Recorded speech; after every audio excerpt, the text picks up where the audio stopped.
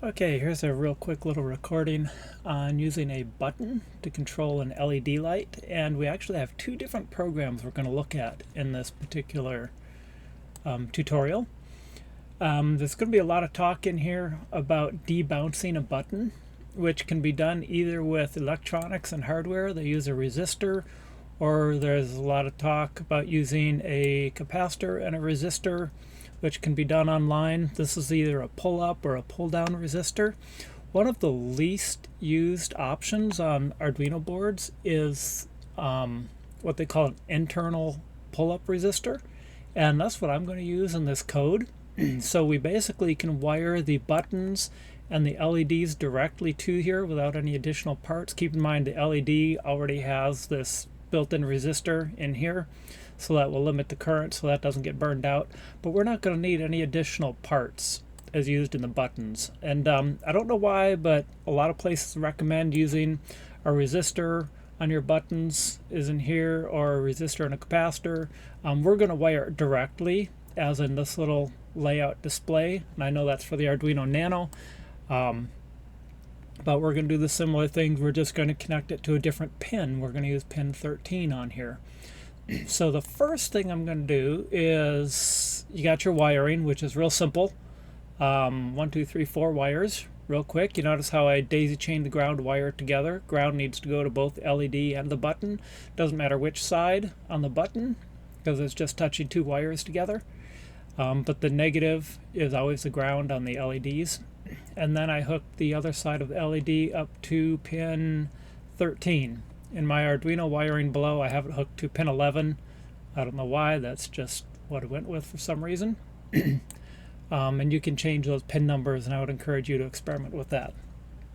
So I'm first going to copy this little bit of code, and then we'll go over to the Arduino software. And I already opened up a new window. I'm going to do Control A, which will highlight everything. And I'm going to do Control V, which will paste the code that I just created. And then we're going to upload this and see what happens.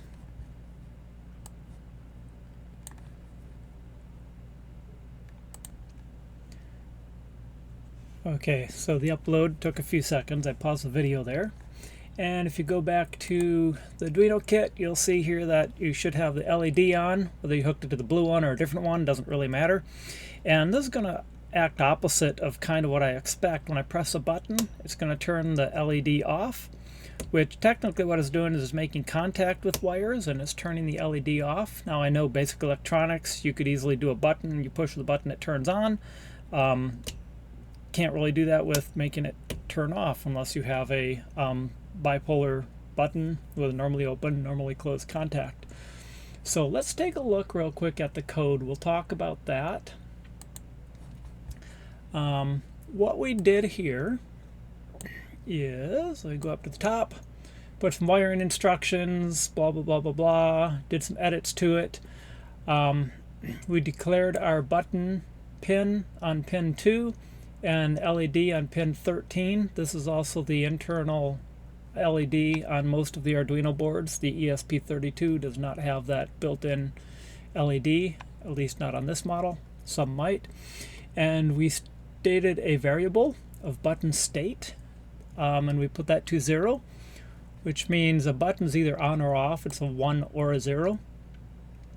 So we just established the initial state of it. And then in the setup, we declared our pin mode. LED pin is an output, and pin mode for button pin, which is number 13. I'm sorry, 2.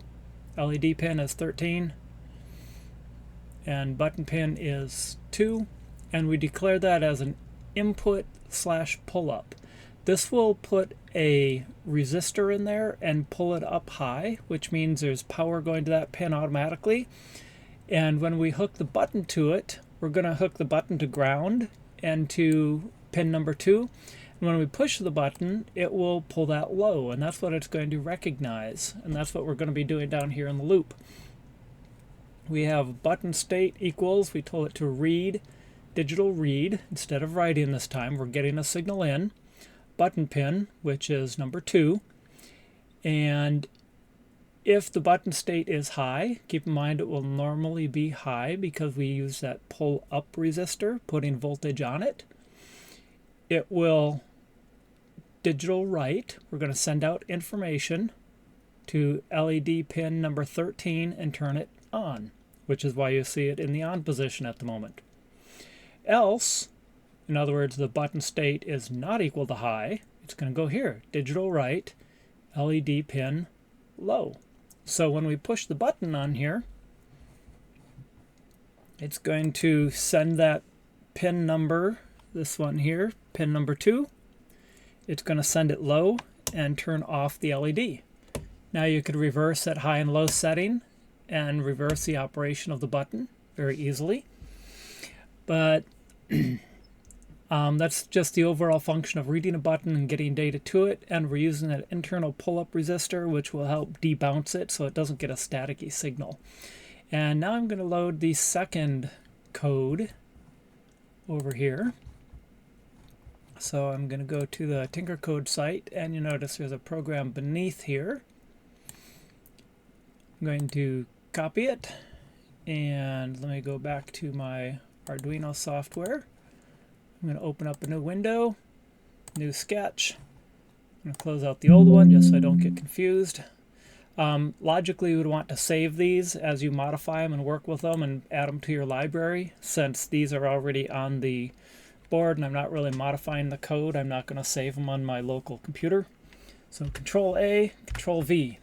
Now this one's a little bit longer. This one's got a little bit of a twist to it. Got all my wiring instructions up here.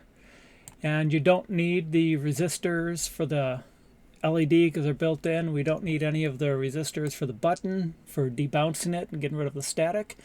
And in the very beginning, I just declared my 2 pins. LED is hooked to pin 13. Button pin is pin 2. And we're going to just declare a variable state low. And here's my setup. This is the same as the other program.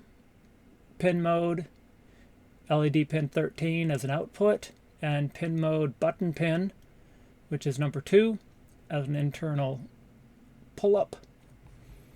It's an input, it's a pull-up resistor. And the loop is going to do something a little interesting here. We're going to read pin number 2. If it's equal to low, it's going to go into this loop. We're going to put a short delay in there, otherwise it might cycle too fast. And if digital read button pin low, we're going to read it again.